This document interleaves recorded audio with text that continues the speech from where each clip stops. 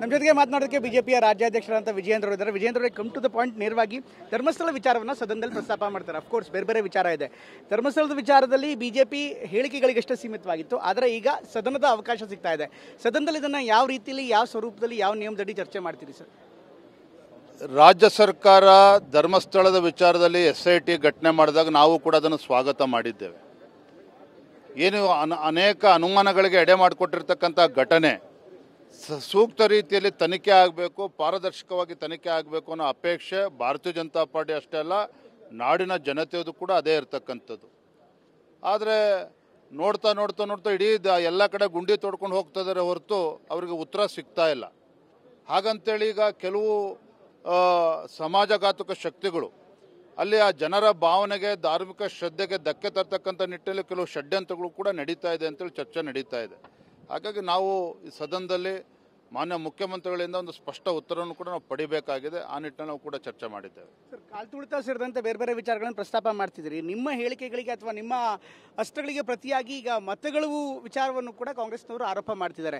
ಅದನ್ನು ಯಾವ ರೀತಿ ಎದುರಿಸ್ತೀರಿ ಸರ್? ಅದೇನಕ್ಕೆ ತಾವು ಯಾವ ರೀತಿ ಹೇಳೋದಕ್ಕೆ ಬಯಸ್ತೀರಿ? ರಾಜಣ್ಣವರು ಕೂಡ ಮಾತನಾಡಿದ್ದಾರೆ. ಮತಗಳತನ ಬಗ್ಗೆ ರಾಹುಲ್ ಗಾಂಧಿ ಅವರು ಇಲ್ಲಿ ಬಂದೇನೋ ನಾಟಕ ಮಾಡಿ ಹೋಗಿದ್ದಾರೆ.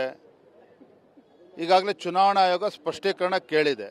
ಆದರೆ ಚುನಾವಣಾ ಆಯೋಗ ಭೇಟಿ ಮಾಡಿ ನಾವು ಹೇಳ್ತೇವೆ ಅಂತೇಳಿ ಓಡೋಗಿದ್ದಾರೆ ರಾಹುಲ್ ಗಾಂಧಿ ಅವರು. ಹಾಗೇನೆ ಮತ್ತೊಂದು ಕಡೆ ರಾಜಣ್ಣ ಅವರೇ ನೆನ್ನೆ ಇವತ್ತು ಉತ್ತರ ಕೇಳಿದ್ದಾರೆ ಸರ್ಕಾರದ ಬಗ್ಗೆ, ಸಿದ್ದರಾಮಯ್ಯನವರೇ ಪ್ರಶ್ನೆ ಹಾಕಿದ್ದಾರೆ.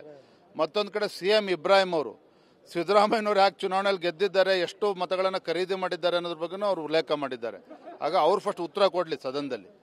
ಸರ್, ಕೊನೆಯದಾಗಿ ಇದು ಲಾಜಿಕಲ್ ಎಂಡ್ಗೆ ಹೋಗುತ್ತೆ ಸರ್. ನೀವು ಪ್ರತಿ ಸಾರಿ ಕೂಡ ಇಶ್ಯೂಗಳನ್ನು ತಗೋತೀರಿ, ಆದರೆ ಕೊನೆ ಗಲಾಟೆಯಲ್ಲಿ, ಪ್ರತಿಭಟನೆಯಲ್ಲಿ ಎಂಡ್ ಆಗುತ್ತೆ. ಇದನ್ನ ಯಾವ ರೀತಿ ತಾರ್ಕಿಕ ಅಂತ್ಯಕ್ಕೆ ತಗೊಂಡು ಹೋಗ್ತೀರಿ ಸರ್? ಈ ಬಾರಿ ಸದನದಲ್ಲಿ ಇಶ್ಯೂ ರಾಜ್ಯದ ಜ್ವಲಂತ ಸಮಸ್ಯೆಗಳ ಬಗ್ಗೆ ಚರ್ಚೆ ಆಗಬೇಕು ಅಂತಕ್ಕಂಥ ಪ್ರಾಮಾಣಿಕತೆ ಮುಖ್ಯಮಂತ್ರಿಗಳಿಗೆ ಇದ್ದಿದ್ದೇ ಆಗಿದ್ದರೆ 15-20 ದಿನ ಅಧಿವೇಶನ ನಡೆಸಬೇಕಾಗಿತ್ತು. ಕೇವಲ 8-9 ದಿನಕ್ಕೆ ಸೀಮಿತ ಮಾಡಿಕೊಂಡು ಫಲಾನುವಾದವನ್ನು ಮಾಡ್ತಕ್ಕಂಥ ಕೆಲಸ ರಾಜ್ಯ ಸರ್ಕಾರ ಮಾಡಿದೆ.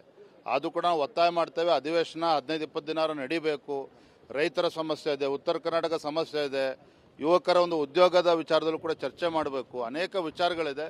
ಇವೆಲ್ಲವೂ ಕೂಡ ಚರ್ಚೆ ಮಾಡೋದಕ್ಕೆ ನಾವು ಕೂಡ ಸನ್ನದ್ಧರಾಗಿದ್ದೇವೆ. ಆಗ ಅಧಿವೇಶನ ಎಕ್ಸ್ಟೆಂಡ್ ಮಾಡಬೇಕು ಅಂತ ಕೇಳಿ ನಾವು ಒತ್ತಾಯ ಮಾಡ್ತೇವೆ. Thank you.